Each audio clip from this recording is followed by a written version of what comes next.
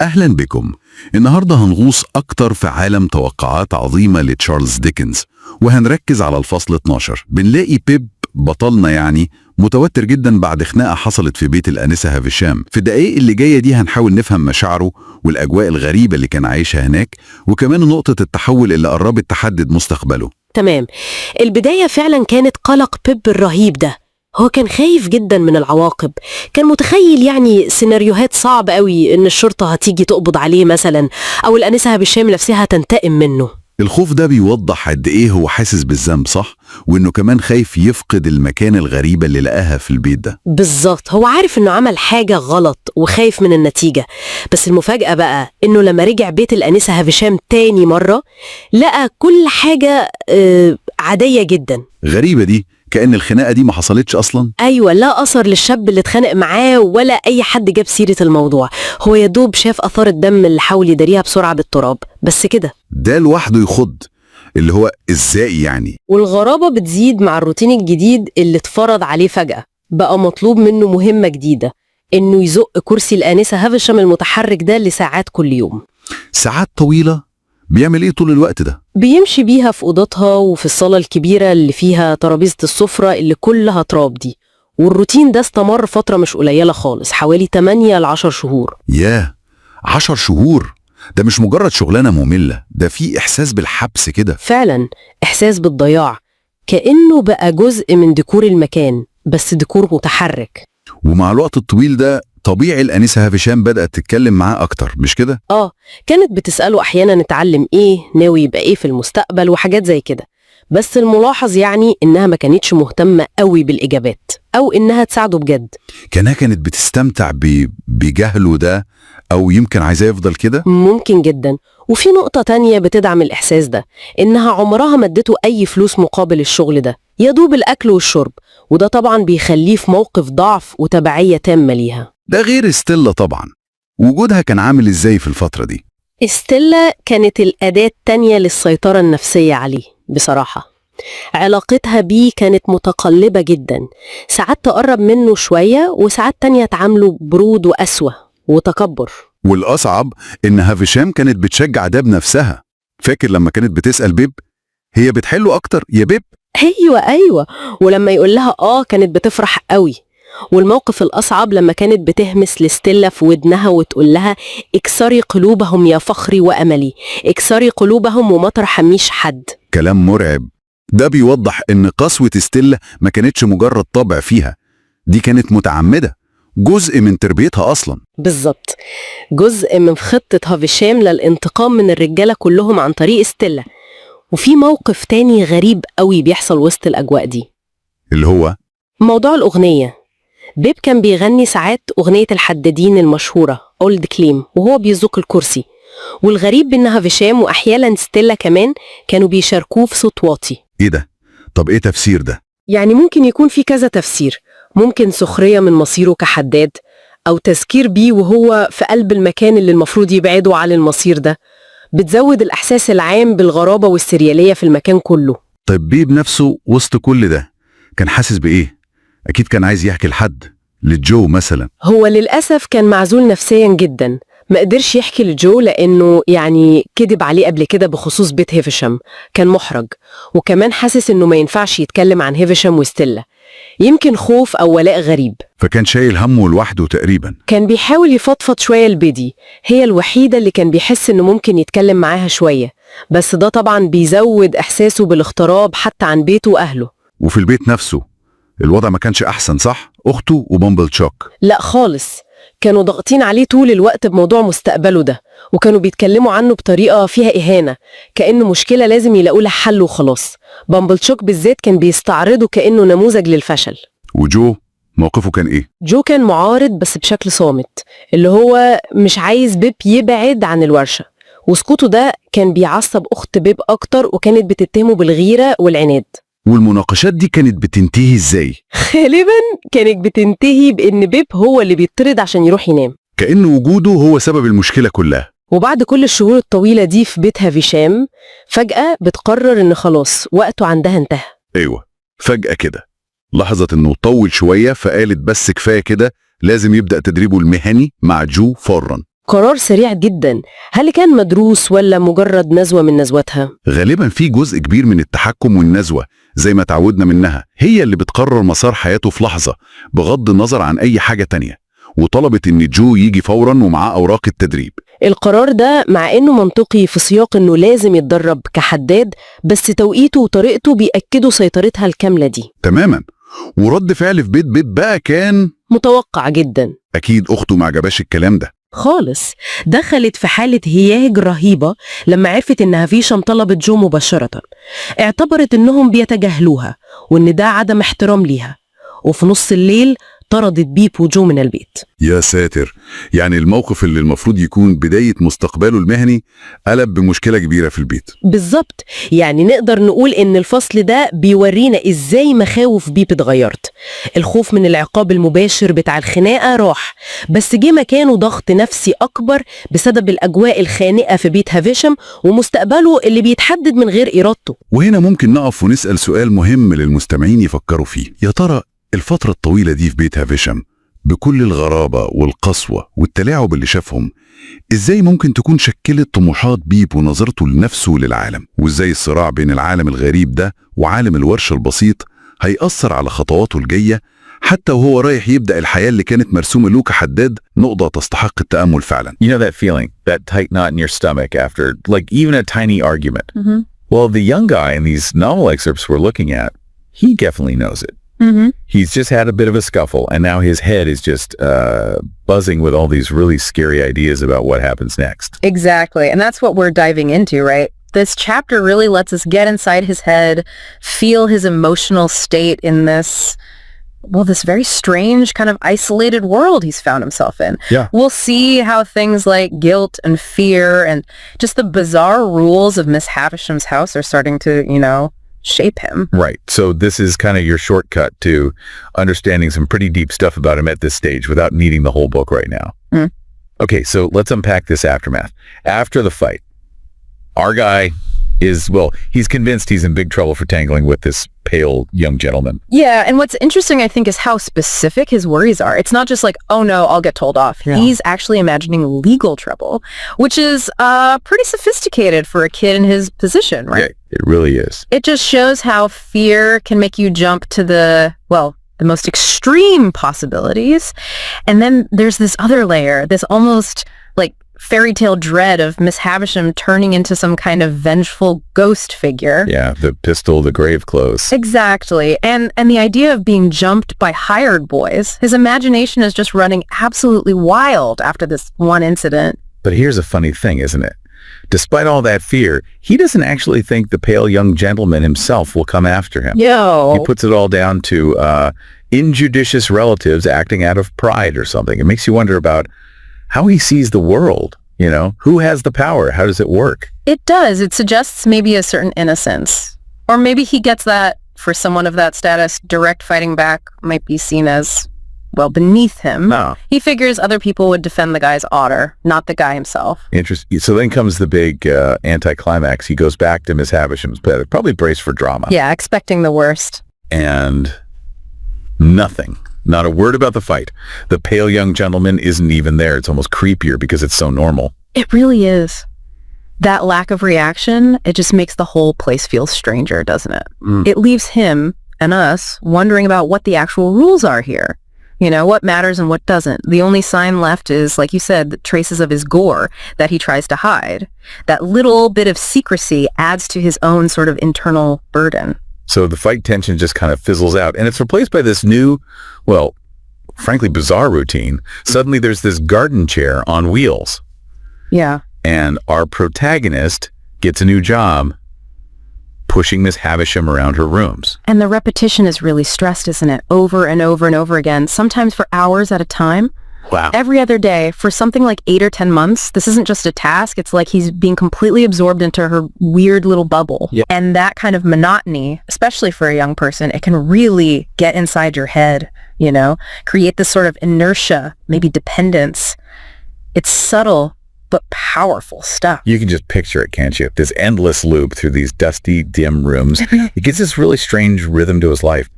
But something does start to shift within that routine his relationship with Miss Havisham. Right. They start talking more gradually, and she begins asking him questions. What kind of questions? Things about like his learning or what he wants to do in the future. They seem pretty normal on the surface, but given the context, They feel loaded. exactly. It's like she's probing, trying to figure out his connection to the world outside her weird mansion. And his answers are so straightforward, so innocent, really. He wants to learn everything, expects to be Joe's apprentice. It's a simple, clear path. Yeah, very grounded. But her reaction is Yeah. weird. She almost seems to like that he's ignorant. Prefers it, maybe. It seems that way. And the fact he's not getting paid, really, apart from food, it just underlines how odd the whole setup is. It's not really training, is it? It's more like, well, what is it? Is she deliberately keeping him naive? It kind of feels like it, doesn't it? Keeping someone in the dark, maybe, to keep control over them. It certainly raises questions about what she's actually up to. Her motives, yeah. Is she trying to make him dependent on her? Does his lack of knowledge somehow help her plans? The no payment thing definitely reinforces that he relies on her in this whole strange situation. And then there's Estella. She really sums up the whole confusing vibe of the place, I think. Oh, definitely. Her treatment of him is just all over the place. Cold one minute, then condescending, then maybe a tiny bit familiar, then just outright mean. Mm-hmm. It must be so unsettling for him to try and figure her out. Totally. And it seems deliberate, you know? And Miss Havisham is watching it all, almost like she's directing it. Her constantly asking him, isn't she beautiful? Yeah, that's creepy. And getting this greedy pleasure when he says yes. It shows how much she's invested in Estella's impact on others. It's like she's living through her, getting some kind of validation that way. Feeling powerful through Estella. Exactly. And those card games you mentioned, Miss Havisham just soaking up Estella's moods, whatever they are. Like emotional fuel or something. Yeah. But the really chilling bits are when she gets all intensely affectionate with Estella, hugging her and whispering those words. Break their hearts, my pride and hope. Break their hearts and have no mercy. It just gives you a direct line into Miss Havisham's own past pain, doesn't it? And her desire for revenge specifically on men. She's literally weaponizing Estella Turning her into a tool for payback. and telling her to have no mercy. Mm-hmm. That's particularly dark. It shows just how deep that bitterness goes. Okay, so amidst all this gothic drama, we get this detail that seems totally out of left field. Joe humming a song. The Song of Old Clem, yeah. The blacksmith's patron saint. Right, a song with a rhythm like hammering. Seems random. But maybe not so random. I mean, the rhythm connects directly to Joe's life, his work, and what's supposed to be our protagonist's future, too. Ah, okay, I see. And what's really fascinating is when Miss Havisham suddenly asks him to sing it for her. And then she starts singing it herself, this simple working man's tune, but in her low, brooding voice. That is so strange. Why would she do that? It's hard to say for sure. Is she connecting with something from her own past? Or is it almost a kind of mockery, taking something ordinary and twisting it into her own strange world? And Estella joins in sometimes too. Quietly. Yeah. It creates this bizarre, almost ritualistic feeling in those decaying rooms, doesn't it? Taking something so normal and making it part of this very abnormal place. Wow. No wonder he starts thinking about how all this is affecting him. Exactly. He actually notices himself how dazed he feels when he leaves her house, those misty yellow rooms, and goes back outside into the daylight. That's a moment of real self-awareness, isn't it? Recognizing that this environment might actually be changing him somehow. Definitely. The dazed thoughts and eyes, it suggests he's kind of disoriented, struggling to switch back to the real world after being sunk in Miss Havisham's reality. You know, spending a long time in really unusual places can mess with your head. Yeah, I bet. Mm-hmm. And speaking of the real world, he's starting to keep secrets from Joe, isn't he? Mm-hmm. He doesn't tell him about the fight with the pale young gentleman. Partly scared of Joe's reaction. Maybe remembering Joe could be fiercely protective in his own way. Yeah, Joe's enormous inventions from the past. Right. But it also shows a growing distance, right? Yeah. He seems less willing to talk about Miss Havisham and Estella with Joe. Maybe he senses Joe wouldn't get it, or maybe he's starting to see that part of his life as separate, maybe even special, despite how weird it is. But there is someone he talks to, Biddy. Ah, yes, Biddy. He tells her everything, apparently. It just feels natural to him. She seems to be as anchored to, well, normality and actual kindness. She really does. Biddy is that baseline of normalcy and real affection, totally different from the artificiality of Miss Havisham's world.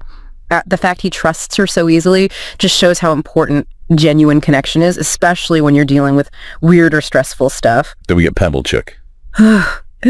Constantly showing up to talk about the boy's prospects with his sister. And our guy just hates him. You can feel the irritation coming off the page. You really can. Pemblechuk is just the embodiment of that pompous, self-important type, isn't he? So sure, he knows everything. Totally. And the way he physically handles the boy while talking about his future, dragging him around, messing up his hair like he's showing off a prize pig or something. Yeah. It's just pure disrespect. No actual interest in the kid himself. And the conversations between him and the sister about Miss Havisham, just nonsensical speculations. They have absolutely no clue, but they act like they've got it all figured out. It's painful. And the way the sister talks to the protagonist during these chats, like he's just an object or an annoyance, it really highlights how unpleasant his home life is, too. Right. There's no real understanding or support there either. No. And it shows the strained family dynamics, too. The sister completely misreading Joe's quietness as being difficult, like with that poker incident she brings up. Joe's probably just silent because he's uncomfortable or knows it's pointless arguing with them. Yeah, probably. Huh. And then these lovely evenings just end abruptly. His sister suddenly decides he's been enough of a nuisance and packs him off to bed. Just dismisses him. Like his own life and feelings are totally irrelevant to their grand discussions about him. Zero agency for him at home. Pretty much. He's just sort of there. An inconvenience. Okay, but then things shift. A turning point seems to arrive. Miss Havisham, one day, she just notices he's getting taller. Yeah. And she's not pleased about it. No. Yeah. Which is weird in itself. It is weird. It suggests she had this fixed idea of him, maybe as this perpetual child figure in her strange little play. His growing up is a change she didn't plan for and doesn't seem to like. And his reaction? Just passive. He doesn't say anything, which kind of shows how much power she has over him, how helpless he feels in her presence by now. So she notices he's growing. She starts watching him more closely. Her mood changes. And then she hits him with the direct questions about Joe. Right. What's his name? Is he the one you're meant to be apprenticed to? The directness feels like, okay, a decision has been made. Yeah. And her sudden announcement, you had better be apprenticed at once. It feels like his growing taller was the final trigger for whatever she'd been planning. And she wants Joe to come to her. The apprenticeship papers, the indentures. Our guy is thrilled, of course. He thinks Joe will be honored. And Miss Havisham's just so casual about the timing. Let him come soon and come along with you. Like, let's just get this done. It's interesting, isn't it? She doesn't seem bothered about the usual way things are done with apprenticeships. It feels more like she wants to bring Joe into her orbit, maybe to finalize something or, I don't know, exert some kind of control over that part of his life too. Well, the news doesn't exactly land smoothly back home. His sister's reaction is, well, it's quite something. Understatement. A full-on rampage. Right. Accusing everyone of treating her like a doormat. Furious questions. Yeah. Her reaction is so over the top, it really says more about her own feelings of being ignored and unimportant, doesn't it? Oh, absolutely. It's all about her own resentment, maybe towards Miss Havisham interfering, and the scene just descends into chaos. She throws something. Candlestick. Yeah, then sobbing, then grabbing the dustpan and launching into this massive cleaning spree that forces them all outside. It's almost like a bizarre performance of her own inner turmoil. And then, just when you think it can't get weirder, she asked Joe that question. The question about marrying a negress slave, it comes out of absolutely nowhere. So shocking. And just lays bare this horrible prejudice, doesn't it? Like stress makes the ugly stuff bubble up. It really does. And Joe's reaction, he just seems dejected. And the text says he actually considers it for a moment. Which says so much about him, poor guy. About how worn down he is, how he feels he has to appease her, even when she says something that incredibly offensive and absurd. Yeah, it's a really sad little moment that shows his sort of gentle, defeated nature within that marriage. So, wow. We've really covered a lot of ground in this section. We saw him go from the fear after the fight straight into this really strange, repetitive existence pushing Miss Havisham's chair. And we've really felt the unsettling atmosphere of that house, especially Miss Havisham's manipulation of Estella, our guy's growing isolation, and then the irritation from people like Pemblechuk outside. I think the key things that jump out are that contrast, right, between the big fear and the sort of dull reality that followed, and the deliberate confusion caused by Estella, and just the sheer awfulness of Pemblechuk. Definitely. Those moments really capture the weird dynamics he's caught up in. This deep dive gives such a concentrated look at a really pivotal time for him, showing all these unusual forces starting to shape him. Sets the stage for whatever comes next. Absolutely. So, having heard all this, you have to wonder, right? What does this whole intense period, all these bizarre interactions and the emotional ups and downs, what does it actually signal for his future? And it's Avisham. Yeah. What is she really planning? For him. For Estella, definitely leaves you thinking.